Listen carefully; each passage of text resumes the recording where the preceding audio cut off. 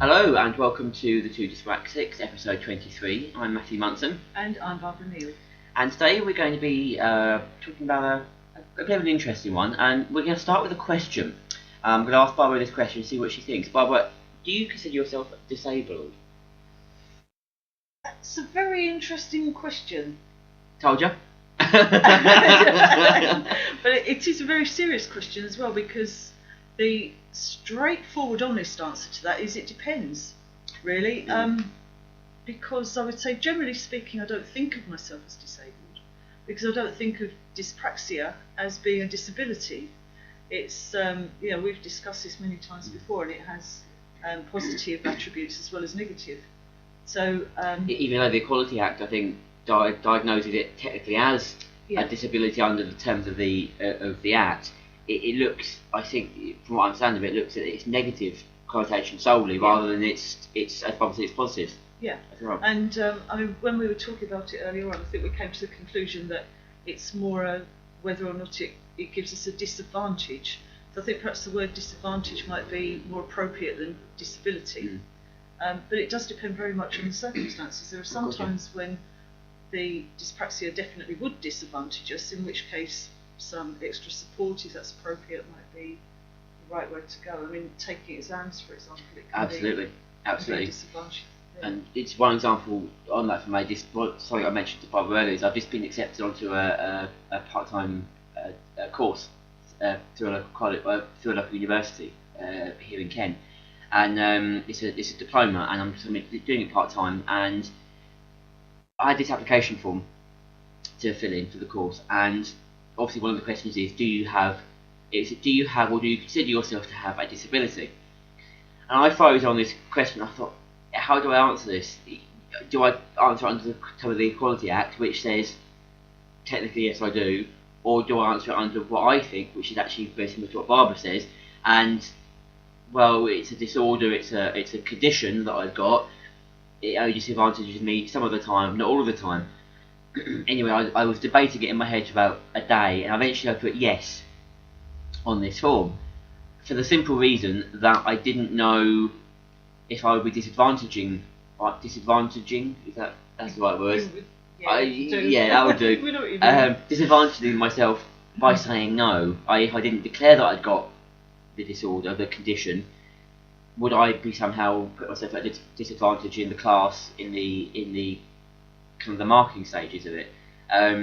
So I've asked the question to them, because I've been contacted by the disability advisor to basically say to me, what help do you need? And I said, I don't know what help's available. I don't know what help I need until I know what the course is like and actually what the course is going to be happening. Apparently there are no exams, which is for me a good thing, but I need to know what the outline of the course is going to be, so that I know I can look at it and think, well, actually that might be a problem, that might be a problem. Can you help me with those things? And I think it's just as reliant on me taking the initiative to say, look, I might need help with this, as it is for the university to say, yes, we will then help you with yeah, with that absolutely. as well. And I think certainly as far as educational establishments and courses are concerned, if it's likely that you're going to be expected to take notes down, for example, and we know that that's a problem for, Absolutely. I think, most, if not all, people who have dyspraxia. So that would certainly cause a problem if you're expected to do that. But it's very interesting, because I think some people who are running courses are very clued up. And we've spoken to people like that before, haven't we? Yeah. I'm going to have a drink, Bob. I'm so sorry. I'm not. Please have a drink. I've got a bit of a Fill your croaky boots. throat. I shall. I shall. Just put it in your mouth. If I had boots, I'd fill them. But no, I mean the serious aspect of whether or not you're disabled, because I can certainly relate to that. I've had a similar situation. Usually, I have to say, it's off the top of my head, I can think of it's normally if I'm doing a course. Yeah. And are you disabled? And I've done exactly the same thing. I've sort of agonised over it and thought, well, I really don't want to disadvantage myself by saying no, I'm not disabled, and then struggling to keep up with everybody else. So that's, I suppose, a fear, but it's only really by discussing the nature of my dyspraxia with whoever it is that's running the course, or whoever it is who's in a position to offer support, appropriate support. But it's absolutely true what you say, that we have to take some of the responsibility. We can't really afford to expect other people to know what it is we need, provide what it is we need, if we don't actually take the initiative ourselves and be fair about it as well. Because I think that there's a danger if we're not very careful of saying, yes, I am disabled and I need help, without knowing for sure that we will actually need help in that situation. But no, you're right. That's very apt actually, because not every situation will require us to need help. But then that does vary from dyspraxic person to dyspraxic person. We might all need help riding a bike, or we might all need help doing the paperwork or whatever. But we might not. We don't all need help reading a book or whatever it may be. So you are right, Bob. I think we've got to be able to stand up and say, yes, we need to take kind of responsibility just as much to educate people as the organisation or the business or the employer or the shop or whatever have the responsibility of actually then delivering and providing effective support. And I think partly it's down to them to actually say, well, okay, I need to go out and research this now as a business or a corporation, and actually find out what's best for this employee, this member of the public, whatever, who's coming and use my services. But sometimes we need to almost find our voice. Absolutely. I think that it's a very dangerous thing to fall into the role of victim, which can be done quite easily. Become a victim. Well, for me, I've got dyspraxia, and therefore I'm going to have problems. Because, excuse me, it's catching this. Yeah, sorry. But no, I think if you're not very careful, you can expect everybody to deliver everything for you without actually being prepared to meet them halfway. It's important, I think, for us to take responsibility for those things that we can do and those things that we excel at because of our dyspraxia. And by taking responsibility for that and making that known, that actually it's not a disability as such across the board. It can be disabling under certain circumstances, but not all the time. And by doing that, by presenting a realistic view of what dyspraxia is to us, we are more likely to get appropriate support. I think there's a danger that we could alienate people who don't know any better already by coming across as victims, expecting the world owes us a living, that kind of thing. And so it's quite a tough call, really. It's a lot to take on. And even sometimes I feel that we need to even go the extra mile. So we can't expect to be on a level with everybody else, because we're not. Frankly, we're not. So we have to be prepared to just go a bit further to show, well, actually, this is what we can do. And almost by doing that, hopefully it will raise awareness amongst non-dyspraxics to say, oh, okay, so that's what they can do. Well, okay, let's try and do something to support them then. It won't always happen, because I think we've all probably faced ignorance. I think it's probably fair to say. I mean, we get messages through from people who said, they faced ignorance in the workplace or in the education, and we know it happens. But I think if by showing that we are the equals of other people, Giles used the word superior, that's not right, but if we show we have our own superior strengths as each individual person does, either with or without dyspraxia, we can show what a valuable member of staff or member of the public we can be, with a bit of support for the things we're not so good at. I think we have to show realistically what we're capable of. And by doing that, I think people would be more readily accepting of the areas where we do need support. If we're shown not to be playing on it, to put it bluntly, if we're seen to not be playing on the fact that we have dyspraxia, but we are being reasonable. It's a case of being reasonable and not expecting too much from other people, and then hopefully they would then see, well, actually, we know that this person doesn't play on it, doesn't make a big deal out of it. So therefore, if they say they need support, and take it more seriously. And actually being more focused on the things that actually matter, rather than thinking, oh dear, I can't get this pen, so I'm going to demand a whole complete redevelopment of my workspace. Well, let's just get you a different pen, or let's get you a laptop, or let's realistic goal. I'm picking that as an example. I'm not saying that's the thing, but that's just one example. But But it's also taking responsibility for doing some of those things ourselves. Absolutely.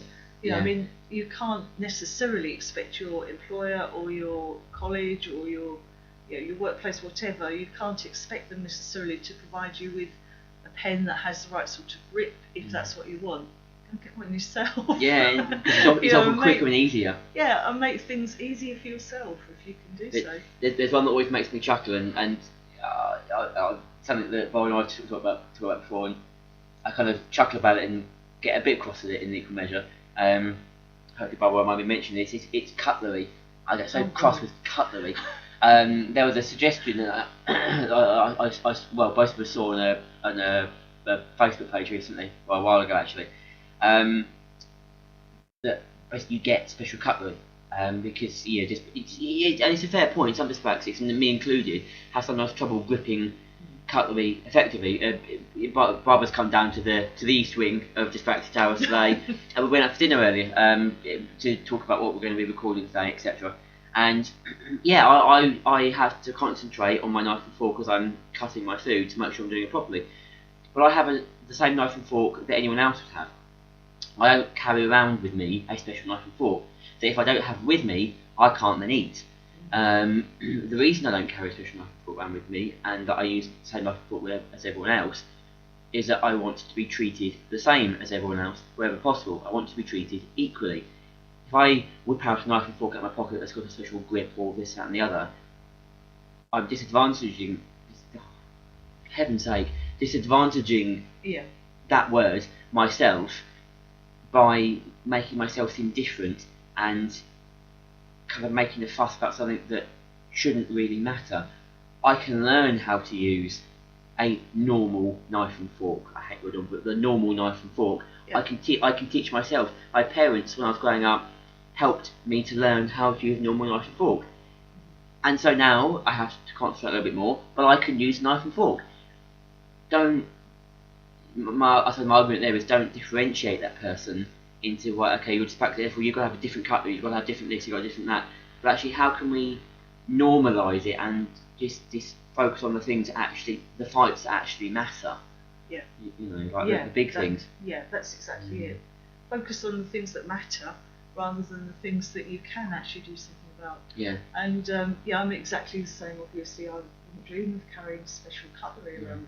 Or some glass or something like that, Sorry. And no, it's okay because it probably it does take a bit of effort to use the cutlery, but so what? My own personal method is to just slow things down and know that I can cope with each mouthful of food. That's how I deal with it. And but it's more important for me to have the same cutlery as everybody else than it would be to have to remember. I mean, we've talked about memory before. And stand out like a sore thumb. I really don't want to do that. No.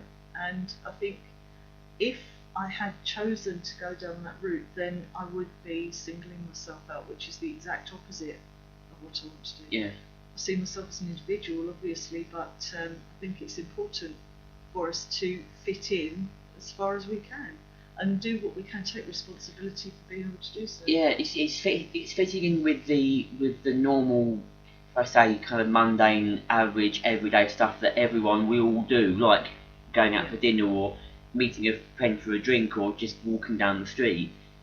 So that when we come to the stuff that marks us out as individuals, our creativity, our scientific mind, whatever it may be, actually if then we need some help to do our lab experiments or to write our book, then we can ask for that because we haven't sweated the small stuff.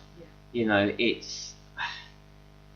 I think some people do get too hung up on, oh my god, what if my adult child or whatever struggles with eating this food or whatever. Well, what if your adult child stands out like a sore thumb because they've got the different cutlery or the different cup or something like that? How do we then get them into the world of work and working full time and standing on their own 2 feet and being independent and all those kinds of things that should matter? Yeah. That should matter. So, are we disabled? Yes and no. Yeah, it's amazing. There isn't a cut and dried answer to that. No, there really isn't. And yeah, that's the truth of it. So when those forms come in, guys, it says, "Are you disabled? Do you consider yourself disabled?" Just think very carefully before you say yes or no, and ask a few questions. Find out what they mean by disabled, because that's also, it's a very, very broad term. So find out what's being expected of you, what's being asked of you, and then you can take it from there. Actually, if support is being offered for something that you may need as a result of being classed disabled for the purposes of that form or that course or that whatever, don't necessarily say, no, I've got a problem with words tonight. Yes, seriously. aren't you? I am struggling. Don't necessarily be afraid to say yes to the question. Yeah, I suppose it's a case of normalise yourself where you can, and I hate the word normal as well. Yeah, but I know, But normalise yourself where you can, and don't be afraid to stand out. Exactly. Where you need to. Yeah, get support when you need it as well. But it's important to be realistic. Yeah, absolutely. On that bombshell. Yeah. Myself, Barbara, and my moustache, which I'm currently growing. If you can see my moustache. Yes. So, I thought it was something that crawled up there and died. And it's only 6 days growth as well. 6 days growth. It's ginger. It's ginger as well, which is worrying. Yes. We are recording this, ladies and gentlemen. Trade secret now. We're recording this in November of 2014. God, I really dated it now. So I'm taking in Movember, the men's testicular cancer month. So hence me having a moustache for this particular month. I can't wait to get rid of it. Really? Can't wait. Up with it already? 6 days in and it's irritating the hell out of me. Well, that's why I decided not to take part this year. Very wise, Mama, very wise. Last year your moustache was stunning. It was I fantastic, wasn't it? Yeah, it was better than mine. It was better than mine last year. On that bombshell. Yeah, you guessed it. Anyway, thank you for watching. It's good. Oh, see, it really is catching. It's good night for me. And it's good night for him. Bye. Bye.